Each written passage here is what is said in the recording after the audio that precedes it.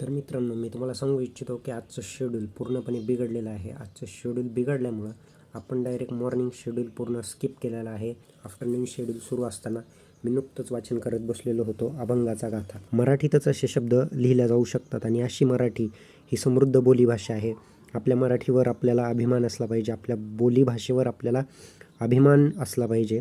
नावाचा मी फार वाया गेलो, काय सेवा रुजू आहे सत्ता बळ, ते मज रावळ कृपा करी, काय याती शुद्ध आहे कुळकर्म, तेने पडे वर्म तुझे ठाया, कोण तुपोनिधी दानधर्मासीळ, अंगी बळ आहे सत्ता, तुका म्हणे वाया झालो भूमिभार, होईल विचार काय नेनो.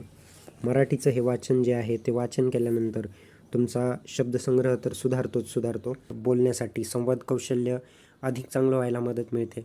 आजच्या आफ्टरनून शेड्यूलमध्ये काय आहे, तर ही डायरी आहे.